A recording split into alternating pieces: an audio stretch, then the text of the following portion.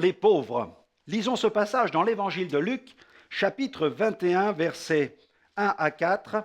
Jésus, ayant levé les yeux, vit les riches qui mettaient leurs offrandes dans le tronc. Il vit aussi une pauvre veuve qui y mettait 2 petites pièces. Et il dit, je vous le dis en vérité, cette pauvre veuve a mis plus que tous les autres, car c'est de leur superflu que tous ceux-là ont mis des offrandes dans le tronc. Mais elle a mis de son nécessaire tout ce qu'elle avait pour vivre. Amen. Alors qu'il se trouvait dans le temple, Jésus voulut enseigner ses disciples sur la façon de donner l'offrande à Dieu. Dieu regarde, avant toute chose, à l'état de cœur de celui qui verse une offrande. Car il ne faudrait surtout pas croire que Dieu est intéressé par notre argent. Dieu n'est pas cupide.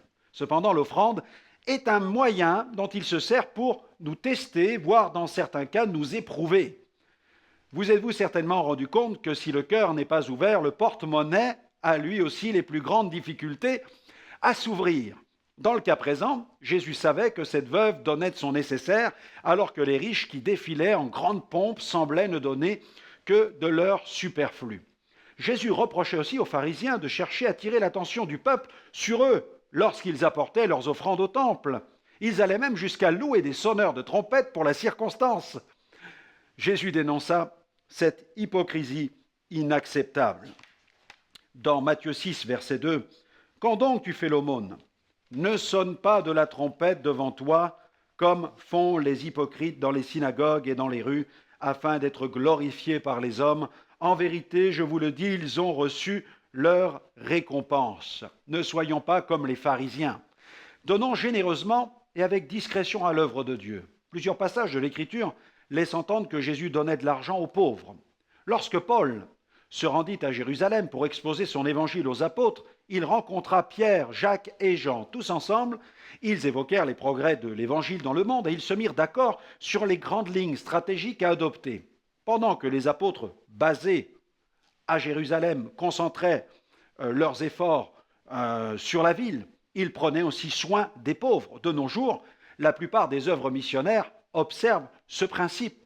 Dans son épître qu'il adresse aux Galates, Paul dit « Ils nous recommandèrent seulement de nous souvenir des pauvres, ce que j'ai bien eu soin de faire. » Dans Galates 2,10. Veillons donc à ne pas oublier les pauvres. Plusieurs passages des Proverbes nous invitent à considérer leurs conditions précaires. Dans Proverbes chapitre 3, versets 27 à 28, « Ne refuse pas un bienfait à celui qui y a droit quand tu as le pouvoir de l'accorder. Ne dis pas à ton prochain, va et reviens, demain je donnerai, quand tu as de quoi donner. » Proverbe 14, verset 21. « Celui qui méprise son prochain commet un péché, mais heureux celui qui a pitié des misérables. » Proverbe 14, verset 31. « Opprimer le pauvre, c'est outrager celui qui l'a fait, mais avoir pitié de l'indigent, c'est l'honorer. » Proverbe 17, 17. « L'ami aime en tout temps, et dans le malheur, il se montre un frère. » Proverbe 19, 17. « Celui qui a pitié du pauvre prête à l'Éternel, qui lui rendra selon son œuvre. » Proverbe 21, verset 13. « Celui qui ferme son oreille au cri du pauvre criera lui-même et n'aura point de réponse. » Aidons les pauvres.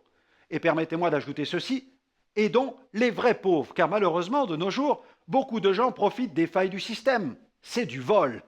Que Dieu vienne en aide à nos gouvernements. La parole de Dieu ne cautionne ni la tromperie, ni la paresse. Au contraire, elle les condamne. Je vous recommanderai cette prière pour aujourd'hui.